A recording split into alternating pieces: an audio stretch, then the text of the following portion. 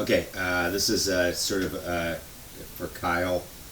Asked me, I like to look at people's swings, so if anybody wants to send in their swing and wants to know how to make it go whatever, longer or straighter, whatever it is, I'm happy to look. But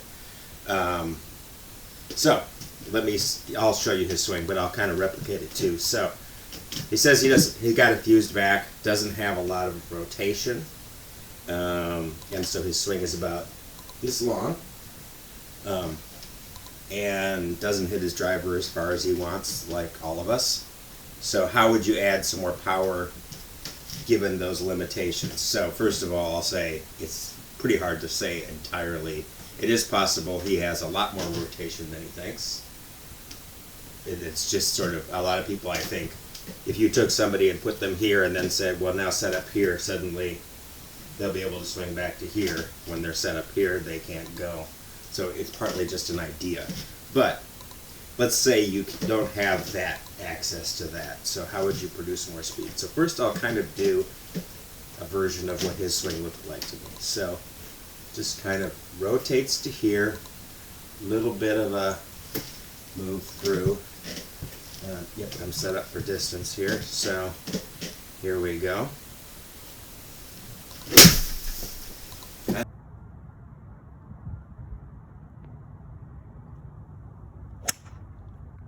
I had that feeling, kind of an all together move,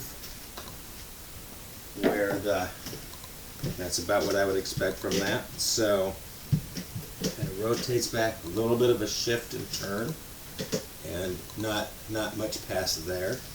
That's not all bad, actually. So a lot of people will actually be slower from here than they are from here. So I wouldn't worry about that part. So now, how do you add speed to that?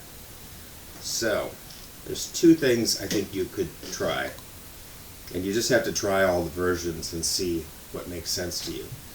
So one version is, and I think most people should do this a little more, is learn to sequence a little differently with your hands. And by that I mean, let your hands go. So this would be a very standard hinge and release. And when people do that, they almost inevitably are coming into the ball, adding some loft.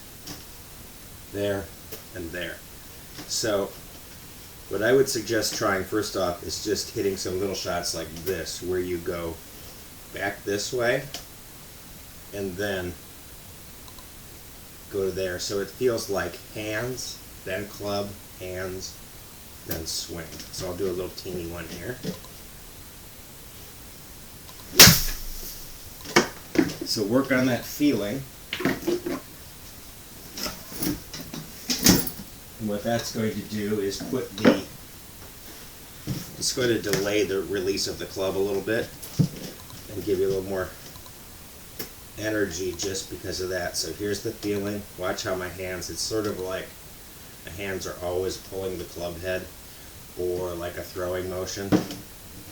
So now I'll bring that one more to scale, where it goes more to there. At least in my mind it's doing that. So there's one version. Let's see what that does. I would expect a little more distance out of that.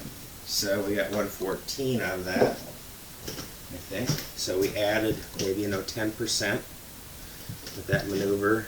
And that's something you just have to work on, and smaller is better. I'll do another one and try to contain it to here. I can't really tell for sure. But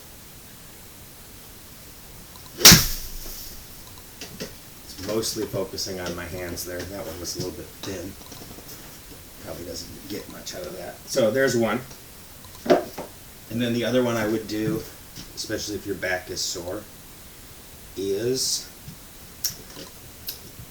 well, I'm going to do three things there. So one is add more lateral, especially be conscious of a strong lateral move as your first move down. Let me do that one now. Try to get to there, and then move this way. Straight, feels like straight sideways. So I'm not rotating. Straight sideways through the ball, then my body is going to rotate through. This tends to be easier on the back. Let's try this one. Still try to keep it the same length.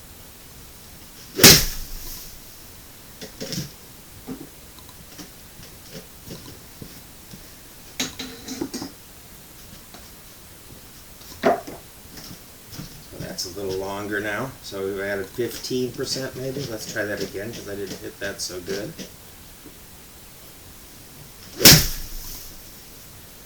So I'm just hitting the lateral move hard, not this move. So decent. Now we're getting a little more speed. And then here's the last thing I would work on. So try all of them, see what makes sense to you. So think about your backswing as tossing, putting a lot of energy early, and then combine that with that lateral shift. So that's the feeling, and then shift laterally. So now I'm going to add that more of a heave back motion without making it particularly long, at least in my mind.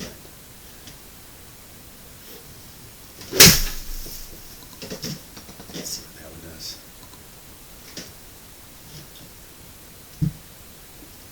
So there we go. Now we're up to 139 with a pitching wedge. So that's the sequence of things I would try. Try to get a little more fluid with your hands, or sequence your hands differently so it's a 1, 2, 3, 4 move rather than a move like that. You can see this. Plus that one feels cool, so you'll feel really cool when you do that, so that's important. And then add more lateral bump after you go back. That's how I didn't pitch. Forget about that one. And then finally, heave up, shift through. So toss, let it drop a little bit, and then shift hard. So.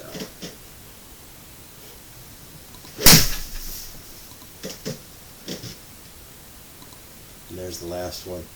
And the nice thing, like you can see about using a more lateral force, is you tend to get really straight shots because you're not doing this, you're doing this through the ball more. So give all those things a try.